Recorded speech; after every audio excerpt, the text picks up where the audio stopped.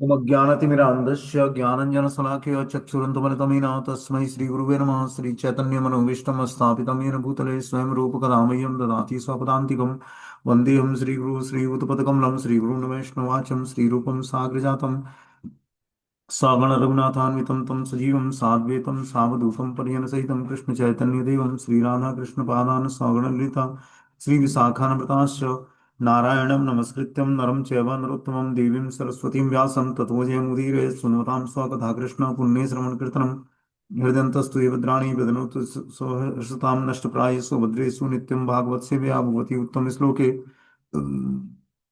भक्तिर्भवति नैष्टिकी तथा रजस्तमो भावा काम लोभादेश चेत एतेन निरावृतं स्थित सत्य प्रसिद्धति एवं प्रसन्न मनसो भगवत भक्ति योगता भगवत तत्व विज्ञान मुक्त संगस्य जायते विद्यन्ते हृदयं ग्रन्थि छिद्यन्ते सर्वसंशयं चीयन्ते चास्य कर्माणि दृष्ट्वा एवात्मनीश्वरे धर्म प्रोजितो कैटप्पो नत्रो परमो निर्मत्सराणां सतां विद्यं वास्त्रमत्र वस्तु शिवदं तापत्रयं मूलम् श्रीमद्भागवतम प्रमाण अमलम प्रेम कुमार्थो महान श्री चैतन्य महाप्रभु मतमिदम तत्रादरो न परा हे कृष्ण करुणा सिंधु दीनबंधु जगतपते गोपेश गोपिका कांत राधा कांत नमस्तुते तप्त कांचन गौरांगे श्री राधे वृंदावनेश्वरी वृषभानु सुते देवी प्रणमामि हरिप्रिय वांछा कल्पतरुक्ष कृपा सिंधुभ्येव च पतितानां पावनेभ्यो वैष्णवेभ्यो नमः। जय श्री कृष्ण चैतन्य प्रभु नित्यानंद श्री अद्वैत गदाधर श्रीवासादि श्री गौर भक्तवृंद। हरे कृष्ण कृष्ण कृष्ण हरे हरे हरे राम राम राम हरे हरे। तो इसमें आज हम लोग को श्रीमद् भागवतम का स्कंद संख्या 6 अध्याय संख्या 16 और श्लोक संख्या 42 नंबर पढ़ना है। बोलते हैं ख छे मो निज परयो किया वार्थ स्वपर द्रुहाधर्मेण स्वद्रुहात्व कोपम पर संपीड़या च तथा धर्म। ऐसा धर्म जिससे अपने तथा पराये में द्वेष उत्पन्न होता है किस प्रकार लाभप्रद हो सकता है। ऐसे धर्म का पालन करने से कौन सा कल्याण हो सकता है। इससे आखिर क्या मिलेगा। आत्मद्वेष के द्वारा अपने आप को तथा अन्यों को कष्ट पहुंचाकर मनुष्य आपके क्रोध का भाजन होता है और अधर्म करता है। बता रहे हैं कि ऐसे धर्म जिससे अपने तथा पराये में द्वेष उत्पन्न हो, ऐसे धर्म को पालन करने से क्या लाभ होगा। ऐसे धर्म का पालन करने से कौन सा कल्याण हो सकता है। इससे आखिर क्या मिलेगा। आत्मद्वेष के द्वारा अपने आप को तथा अन्यों को कष्ट पहुंचाकर मनुष्य अपने क्रोध का भाजन होता है और अधर्म करता है। जब वो आत्मद्वेष मतलब एक दूसरे से द्वेष करता है तो क्या करता है, एक दूसरे को अन्यों को कष्ट पहुंचाने के लिए कार्य करता है। इस प्रकार वो किसी भगवान के क्रोध का भाजन बनता है और अधर्म करता है। भागवत धर्म के अतिरिक्त कोई भी धर्म अपने को अन्यों के प्रति द्वेष का कारण बनता है। उदाहरणतः ऐसी अनेक धर्म है जिसमें पशुवध की संस्तुति की गई है। कर्ता तथा पशु दोनों को ऐसी पशु बलि अमंगल कारक होता है। तो बता रहे हैं कि जो है भागवत धर्म के अतिरिक्त जो कोई भी धर्म है वो सब जो है द्वेष उत्पन्न करने वाला धर्म है। ऐसे धर्मों का पालन व्यक्ति को नहीं करना चाहिए।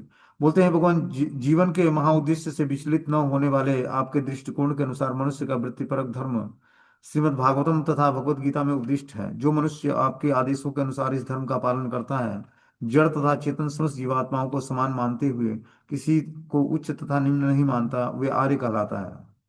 तो जो व्यक्ति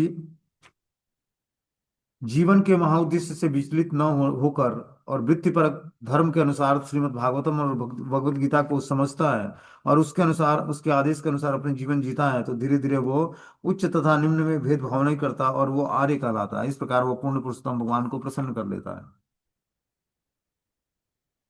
आगे इसमें बता रहे हैं कि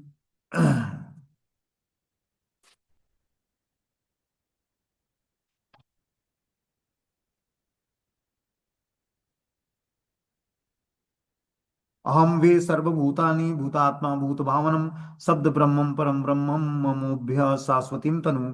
समस्त चर और अचर जीवात्मा मेरे ही प्रकाश हैं और मुझसे पृथक है। मैं ही समस्त जीवात्मा का परमात्मा हूँ। मेरे प्रकाशित करने के कारण ही उनका अस्तित्व है। मैं ही ओंकार तथा हरे कृष्ण महामंत्र जैसे दिव्य शब्दों का रूप हूँ और मैं ही परम सत्य हूँ। ये दोनों रूप दिव्य शब्द और श्री विग्रह का शाश्वत आनंदमय दिव्य रूप मेरे शाश्वत रूप हैं, वे भौतिक नहीं है।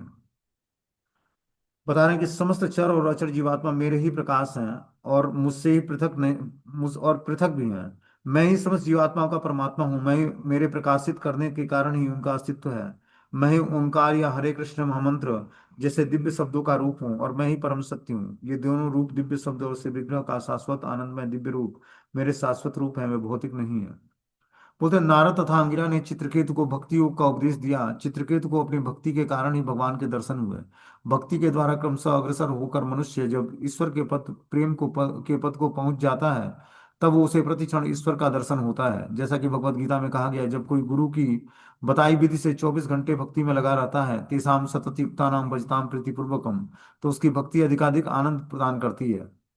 तब प्रत्येक के हृदय में स्थित भगवान भक्त से बातें करते हैं।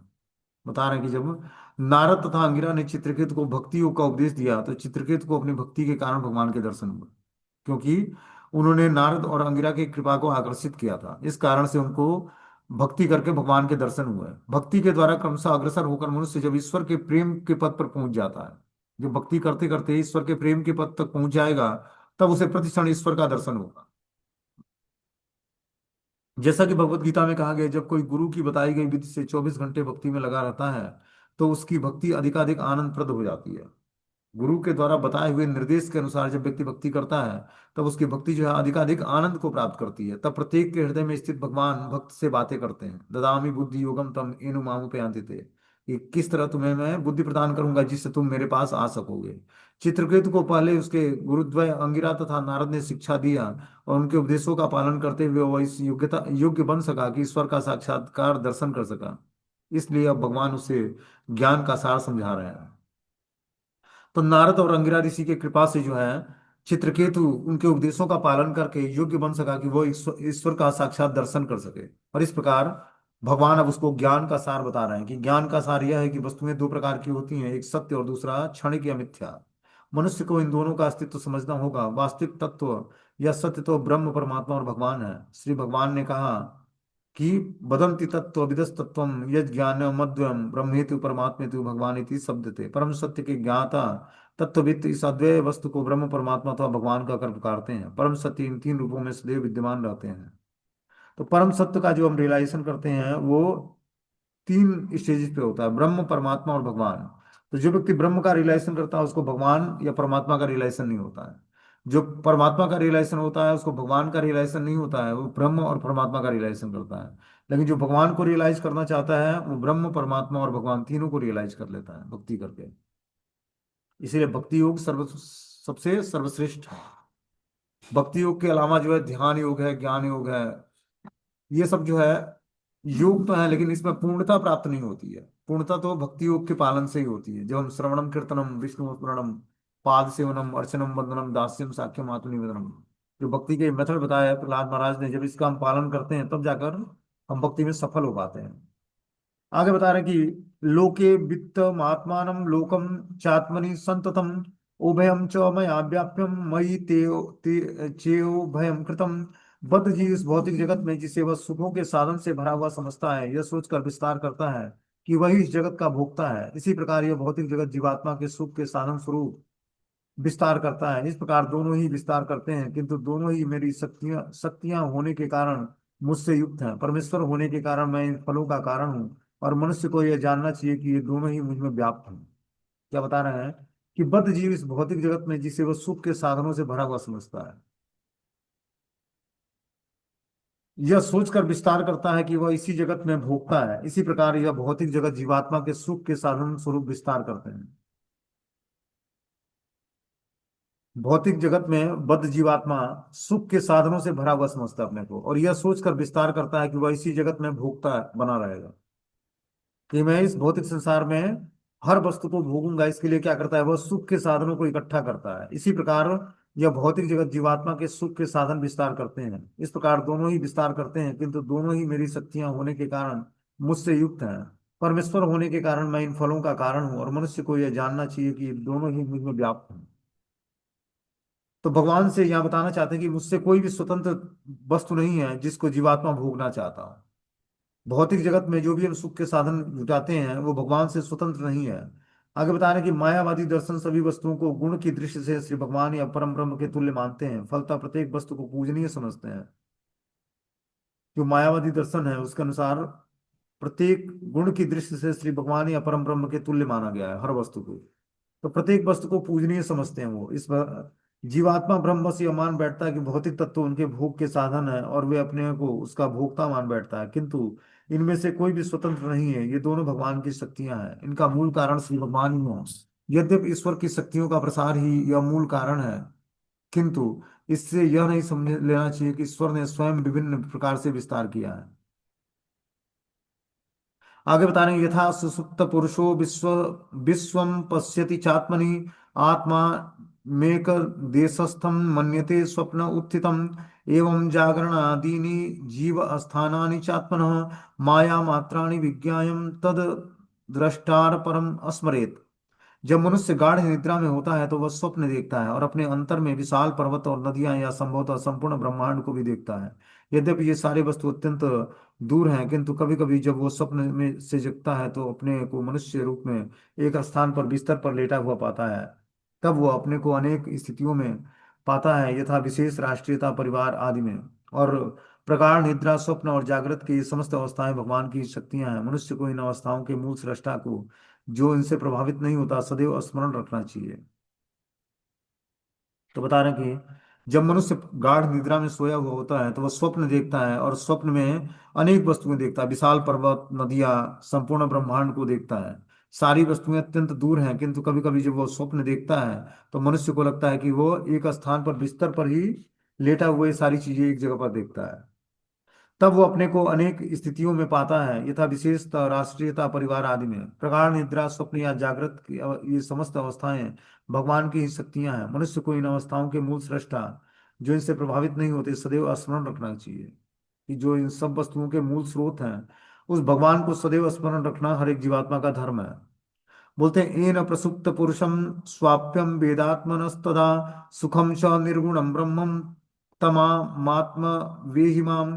तुम मुझे परम ब्रह्म जानो, जो सर्वव्यापी परमात्मा है और जिसके माध्यम से सुप्त जीवात्मा अपनी सुप्तावस्था और इंद्रियातीत सुखों का अनुभव कर सकता है। कहने का तात्पर्य है कि सुप्त जीवात्माओं की गतिविधियों का कारण मैं ही हूँ।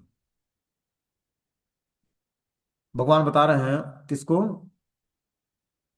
चित्रकेतु महाराज को, कि मुझे परम ब्रह्म जानो, जो सर्वव्यापी परमात्मा है, जिसके माध्यम से सुप्त जीवात्मा अपनी सुप्तावस्था और इंद्रियातीत सुखों का अनुभव कर सकता है। कहने का तात्पर्य है कि सुप्त जीवात्माओं की गतिविधियों का कारण भी मैं ही हूँ। जो सुप्त जीवात्मा है, जिनकी अभी चेतना जागृत नहीं है, तो उसकी जो गतिविधियां हैं उसका भी कारण भगवान अपने को ही बता रहे हैं। जब जीवात्मा मिथ्या अहंकार से मुक्त हो जाता है तो वह ईश्वर के अंश रूप में, अर्थात आत्मा रूप में अपनी श्रेष्ठ स्थिति को समझता है। क्या बता रहे हैं? जब जीवात्मा अहंकार, मिथ्या अहंकार से मुक्त हो जाता है। मिथ्या अहंकार क्या है? कि वो भोक्ता बनना चाहता है। और वास्तविक अहंकार क्या है? कि हम सब जीवात्मा भगवान के नित्य दास हैं। तो ये अहंकार न करके वो भोक्ता बनना चाहता है भगवान की तरफ, तो वो मिथ्या अहंकार का के वशीभूत हो जाता है।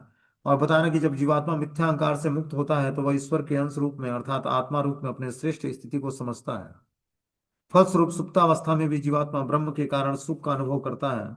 भगवान का कथन है कि वह ब्रह्म परमात्मा और भगवान में ही है, मैं ही हूँ। श्रील जीव गोस्वामी ने अपने ग्रंथ क्रम संदर्भ में ऐसा लिखा है। आगे बता रहे हैं कि 56वें श्लोक में है कि उभयम अस्मरतम पुंसम स्वाप्य वाप्य प्रतिबोधयो अन्वेति व्यतिरिच्येतम तद ज्ञानम ब्रह्म तत्परम। यदि निद्रा के समय देखे गए स्वप्न केवल परमात्मा द्वारा ही देखे गए विषय हैं, तो फिर जीवात्मा जो परमात्मा से पृथक है, स्वप्नों के क्रियाकलापों को क्यों स्मरण रखता है? एक व्यक्ति के अनुभवों को दूसरा नहीं समझ सकता। अतः जीवात्मा जो तथ्यों का ज्ञाता है और स्वप्न और जागृत में प्रकट होने वाले घटनाओं के विषय में जिज्ञासा करता है, आकस्मिक कार्यों से पृथक है। जानने वाला तो ब्रह्म है। दूसरे शब्दों में, जानने का गुण जीवात्मा तथा परमात्मा से संबंधित है। इसलिए जीवात्मा को भी स्वप्न और जागृत की घटनाओं का अनुभव हो सकता है। दोनों दशाओं में ज्ञाता वही रहता है और गुण रूप में वह परम ब्रह्म से एकाकार है। बता रहे हैं कि यदि निद्रा के समय देखे गए स्वप्न केवल परमात्मा द्वारा ही देखे गए विषय हैं, तो फिर जीवात्मा तो परमात्मा से पृथक है। जो हम निद्रा में कोई वस्तु, किस निद्रा के समय हम कोई चीज को स्वप्न के माध्यम से देखते हैं, तो परमात्मा द्वारा ही देखे गए विषय होते हैं। बता रहे हैं कि जो है, जो परमात्मा द्वारा देखे गए विषय हैं, तो फिर जीवात्मा जो परमात्मा से पृथक है, स्वप्न के क्रियाकलापों को स्मरण रखता है। मतलब जो स्वप्न में वो देखता है जीवात्मा, और जो परमात्मा से पृथक है, तो स्वप्न के क्रियाकलापों को स्मरण रखता है जीवात्मा। एक व्यक्ति के अनुभव को दूसरा नहीं समझ सकता, अतः जीवात्मा जो तथ्यों का ज्ञाता है, स्वप्न तथा जागृत में प्रकट होने वाली घटनाओं के विषय में जिज्ञासा करता है, आकस्मिक कार्यों से पृथक है। जानने वाले तो ब्रह्म है, दूसरे शब्दों में जानने का गुण जीवात्मा तथा परमात्मा से संबंधित है। जो हम स्वप्न में देखते हैं, तो वो जो हम उस चीजों को रियलाइज करते हैं या फिर उसको याद रखते हैं, तो ये दोनों गुण जो है जीवात्मा और परमात्मा दोनों में पाए जाते हैं। इसलिए जीवात्मा को भी स्वप्न और जागृत की घटनाओं का अनुभव हो पाता है। वो स्वप्न में भी कुछ देखता है तो उस घटनाओं का उसको रियलाइजेशन होता है। दोनों दशाओं में ज्ञाता वही है और गुण रूप में वह परम ब्रह्म से एकाकार है। तो जीवात्मा जो है भगवान का अंश होने के कारण वो गुण रूप में परम ब्रह्म से एकाकार होता है। जीवात्मा गुणों में परम ब्रह्म के ही समान है, क्योंकि उन्हीं का अंश है। किंतु मात्रा में जीवात्मा ब्रह्म का अंश होने के से परम ब्रह्म के समान नहीं हो सकता। गुणों में ब्रह्म होने के कारण जीवात्मा स्वप्न में तो विगत कार्यकलापों को स्मरण रख सकता है और जागृत अवस्था की वर्तमान गतिविधियों को भी जान सकता है। आगे बता रहे हैं, यद एतम विस्मृतम पुंसो मद भावम भिन्नमात्मनः ततम संसार एतस्य देहा देहो मृते मृति। जब जीवात्मा अपने आप को मुझ में भिन्न मानकर ज्ञान तथा आनंद में मुझसे अपने गुण रूप में दिव्य तदात्म को भूल जाता है, तभी उसका यह भौतिक बद्ध जीवन प्रारंभ होता है।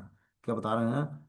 जब जीवात्मा अपने आप को मुझसे भिन्न मानकर ज्ञान तथा आनंद में मुझसे अपने गुण रूप में दिव्य तदात्म को भूल जाता है।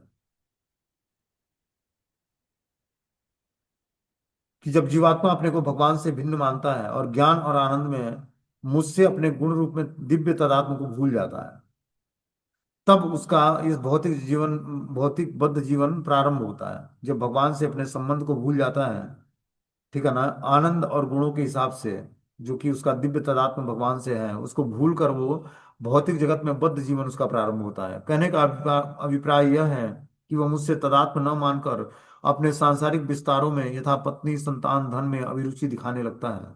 इस प्रकार अपने कर्मों के प्रभाव से वह एक शरीर के बाद दूसरे और एक मृत्यु के बाद दूसरा मृत्यु का चक्कर लगाता रहता है। तो इस प्रकार जब व्यक्ति जीवात्मा बद्ध जीव भगवान से तदात्म को भूल जाता है, भगवान से अपने संबंध को भूल जाता है, और इस प्रकार वो अपने पत्नी संतान और धन में अभिरुचि दिखाने लगता है, तो इस प्रकार वह एक शरीर से दूसरे शरीर में जन्म और मृत्यु के कष्टों को झेलता रहता है।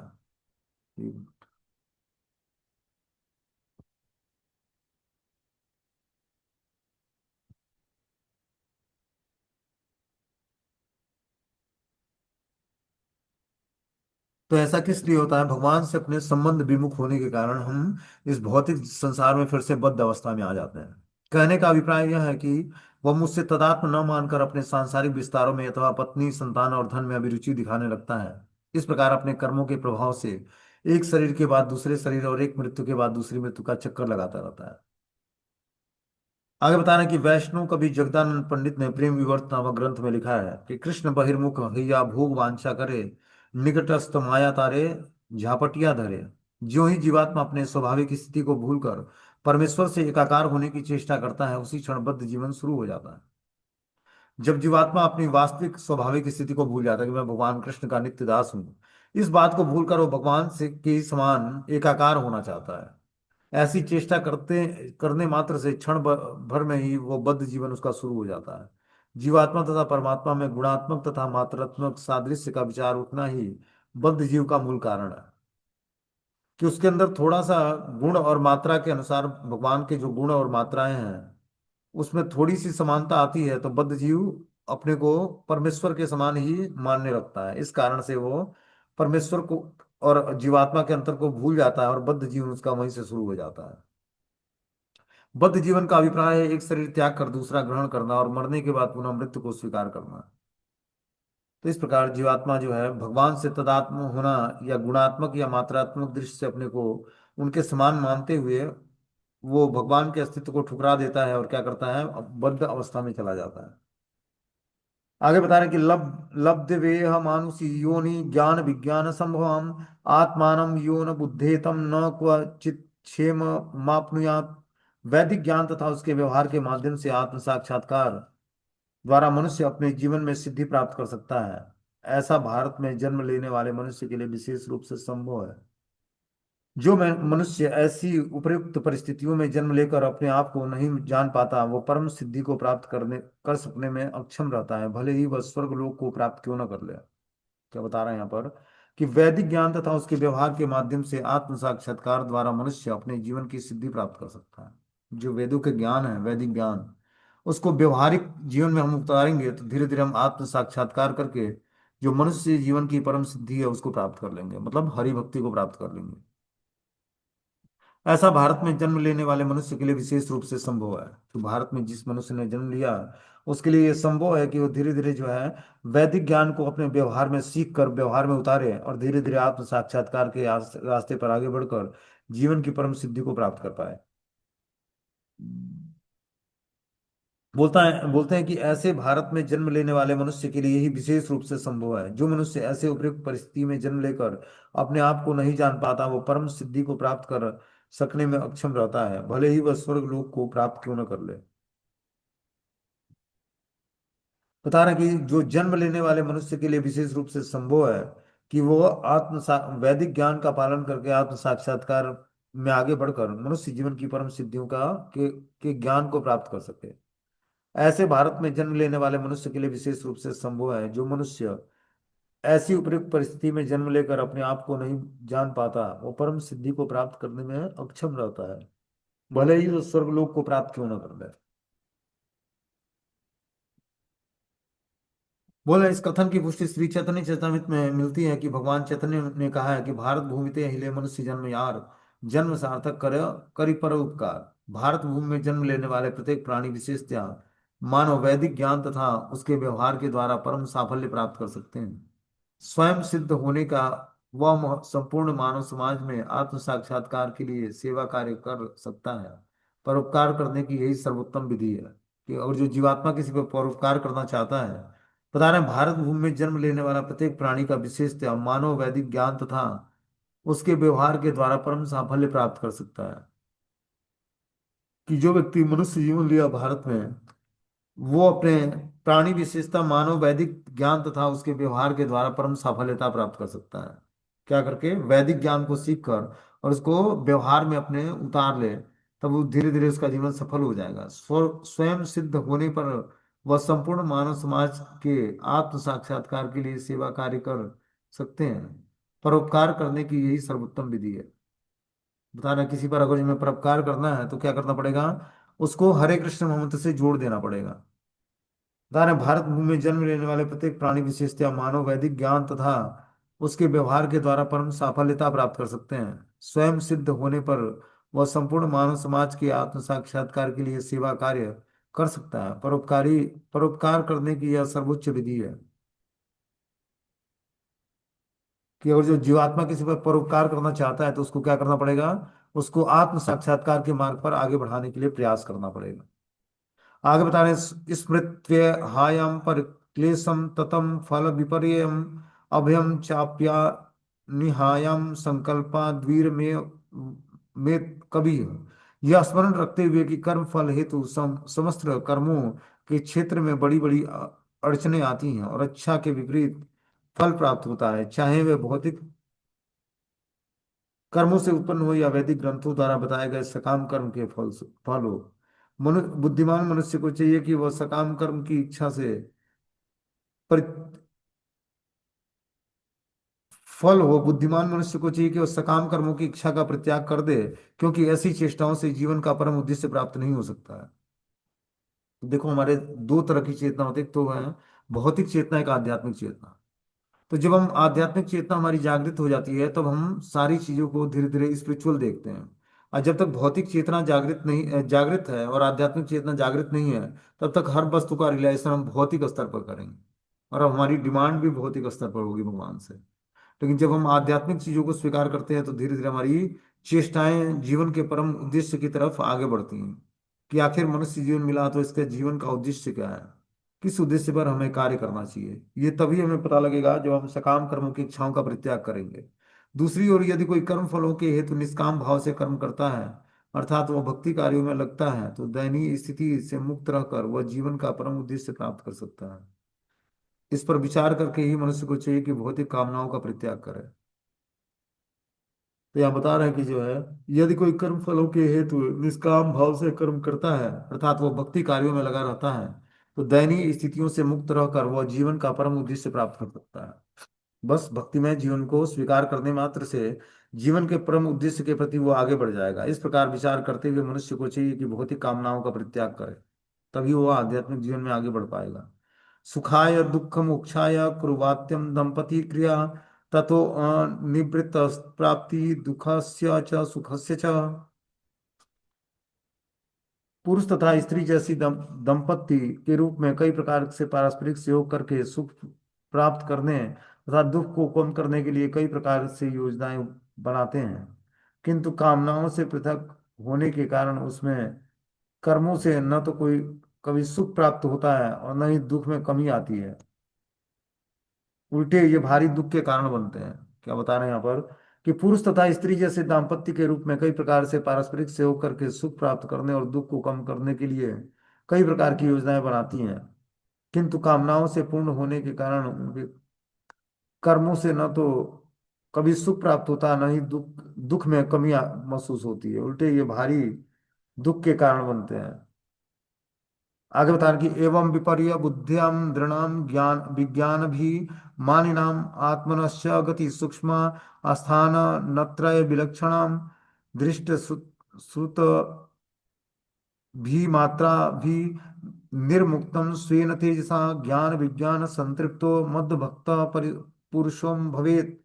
मनुष्य को यह जान लेना चाहिए कि जो व्यक्ति अपने भौतिक अनुभव पर गर्व करते हैं उसे जगते सोते और प्रगाढ़ निद्रा में कल्पित किए गए फलों के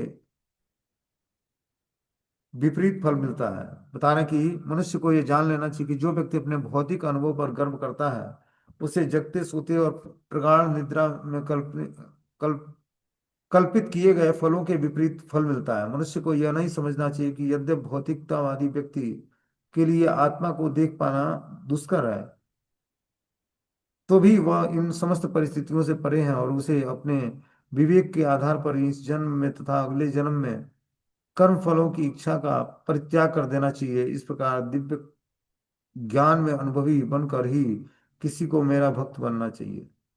तो भगवान का भक्त बनने के लिए क्या बता रहे हैं कि वो दिव्य ज्ञान में स्थिर होना चाहिए।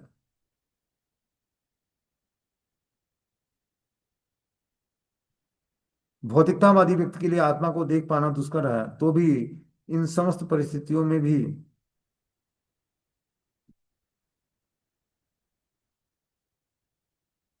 हम आत्मा को देख पाना दुष्कर है, तो भी वह इन समस्त परिस्थितियों से परे हैं और उसे अपनी विवेक के आधार पर इस जन्म में तथा अगले जन्म में जन्म कर्म फल की इच्छा से परित्याग कर देना चाहिए। इस प्रकार दिव्य ज्ञान में अनुभवी बनकर ही किसी को मेरा भक्त बनना चाहिए। बता रहे हैं कि जब तक व्यक्ति दिव्य ज्ञान नहीं सीखेगा, दिव्य ज्ञान क्या है? Transcendental knowledge. तो ये दिव्य ज्ञान को जब तक व्यक्ति नहीं सीखेगा तब तक वो भगवान का भक्त नहीं बन पाएगा। आगे बता रहे कि एतावानेव मनुजे योगेन पूर्ण बुद्धि भी स्वार्थम सर्वात्मना ज्ञेयम यत् पदार मेक दर्शनम। जो पुरुष जीवात्मा के परम दर्शन के को प्राप्त करना चाहते हैं उन्हें चाहिए कि वह परम पुरुष और जीवात्मा का भली भांति अवलोकन करें। तो अंश तथा पूर्ण होने के कारण गुण रूप में एक ही हैं। जीवन की यह सबसे बड़ी समझ है, इससे बढ़कर और कुछ नहीं है। कारण कि जो पुरुष जीवन के परम उद्देश्य को प्राप्त करना चाहता है उसे चाहिए कि वे परम पुरुष अर्थात जीवात्मा के को भली भांति अवलोकन करे, जो अंश तथा पूर्ण होने के कारण गुण रूप में एक ही है। बता रहे हैं कि जो परमात्मा है और जो जीवात्मा है, तो जो परमात्मा उनको परम पुरुष कहा गया है और जीवात्मा को जीवात्मा बोला गया है। वो भली भांति अवलोकन करके अंश तथा पूर्ण होने के कारण गुण रूप में एक ही होते हैं। जीवात्मा की यह सबसे बड़ी समझ है, इससे बढ़कर और कोई सत्य नहीं है। त्वाम मेतद दृष्टया राजन प्रमत्तो वचो मम ज्ञान विज्ञान संपन्नो धारया न सुसिद्ध्यति। हे राजन, यदि तुम भौतिक सुख से विचलन कर परम सत्य श्रद्धा सहित मुझ में संलग्न होकर ज्ञान तथा इसकी जीवन के व्यवहारिकता में निपुण बनकर मेरे इस निष्कर्ष को स्वीकार करो कि तुम परम सिद्धि को प्राप्त होगे। बता रहे कि हे राजन, यदि तुम भौतिक सुख से विरक्त रहकर परम पंडित विद्वान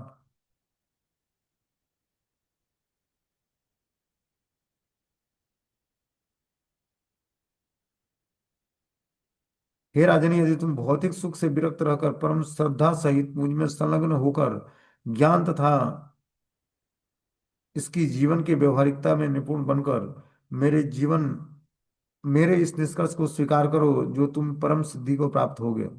तो ये बताना कि जो है राजा चित्रकेतु महाराज को जब भगवान के दर्शन होता है, तो वो काशी में जो है वो जीवन की व्यवहारिकता में निपुण बनकर इस निष्कर्ष को स्वीकार करते हैं कि परम सिद्धि को प्राप्त कैसे करना है और किस तरह भगवान को प्रसन्न करना है। आगे इस पर श्री सुखदेव गोस्वामी बोलते हैं कि आश्वस्यम भगवान नित्यम चित्रकेतु जगत गुरु पश्य तस्य विश्वात्मा तद शांत दधेह। श्री सुखदेव गोस्वामी ने आगे कहा, इस प्रकार चित्रकेतु महाराज को उपदेश देकर उसे सिद्धि का आश्वासन दिया। और फिर जगत गुरु परमात्मा भगवान संकर्षण के उस स्थान से चित्रकेतु के लिए देखते देखते अंतर ध्यान हो गए। इस प्रकार श्री भगवान